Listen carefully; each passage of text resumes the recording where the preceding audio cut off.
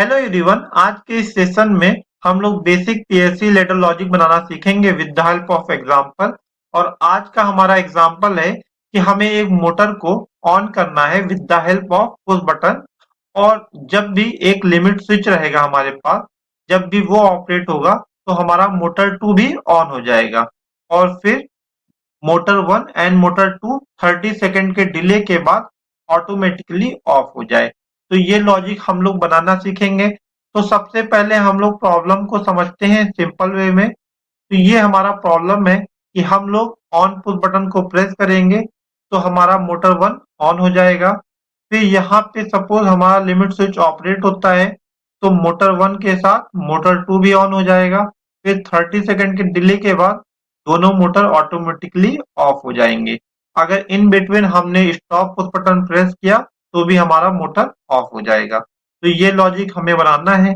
अभी हम लोग पहले हार्डवेयर डायग्राम देखेंगे। तो हार्डवेयर डायग्राम में आउटपुट में हमें दो रिले लगेंगे, C1 एंड C2। C1 जो रहेगा और मोटर 1 के लिए रहेगा एंड C2 जो रहेगा मोटर 2 के लिए रहेगा। इसी तरीके से इनपुट में दो पुश बटन रहेंगे, एक ऑन का एंड एक स्टॉप का। इसके अलावा एक लिमिट स्विच का इनपुट रहेगा और एक एमपीसीबी फॉर प्रोटेक्शन पर्पस है। इस तरीके से हमारा हार्डवेयर कनेक्शन रेडी है। यहाँ पे आप लोग दो एमपीसीबी यूज कर सकते हैं क्योंकि यहाँ पे दो मोटर है हमारा, हमने यहाँ पे एक ही दिखाया है। अभी हम लोग लेडर लॉजिक देखते हैं। तो ये हमारा लेडर लॉजिक है इस प्रॉब्लम को सॉल्व करने के लिए। तो इसमें क्या हो रहा है कि एक ऑन पुश बटन है। जब भी हम इसको प्रेस करेंगे तो ये लाइन में एमपीसीबी एनसी में रहेगा स्टार्टिंग में, क्योंकि हम इसको प्रेस नहीं कर रहे हैं। स्टॉप पुश बटन भी आपका यस में रहेगा क्योंकि इसको हमने प्रेस नहीं किया है। अब T1 जो है वो भी ऑफ है तो ये भी आपका एनसी में ही रहेगा। तो जब भी ऑन पुश बटन प्रेस करेंगे तो M0 हमारा ऑन हो जाएगा। साथ में ही रिले 1 ऑन हो जाएगा। इसका मतलब क्या हुआ कि हमारा मोटर ऑन हो जाएगा।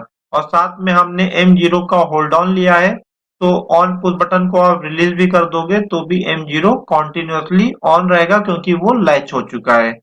और रिले 1 भी ऑन रहेगा। अब M0 ऑन हो गया है तो ये जो NO कांटेक्ट है वो NC हो जाएगा। अब जब भी आपका लिमिट स्विच ऑपरेट होगा तो M1 आपका लैच हो जाएगा।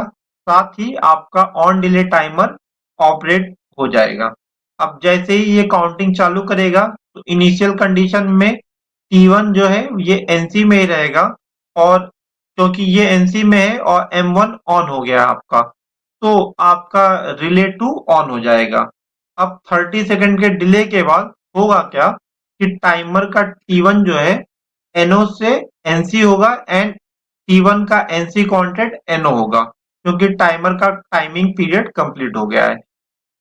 इससे क्या होगा कि ये जो NC था ये NO हो जाएगा, साथ ही साथ ये जो NC है वो भी NO हो जाएगा। तो आपका दोनों चीजें जो है यहाँ पे भी अनलैच हो जाएगा। ये सर्किट M0 को ऑफ करेगा, रिले 1 ऑफ हो जाएगा, साथ ही साथ रिले 2 भी ऑफ हो जाएगा। इस तरीके से हमारा लॉजिक इम्प्लीमेंट हो गया। अभी हम लोग सिमुलेशन में देखते हैं कि ये कैसे वर्क करता है। अभी ये लेडो लॉजिक का सिमुलेशन रन कर रहा है। अभी हम लोग इसको ऑपरेट करके देखेंगे कि ये लेडो लॉजिक किस तरीके से काम करता है। तो ये हमारा ऑन पुश बटन है। सबसे पहले हम लोग इसको प्रेस करेंगे।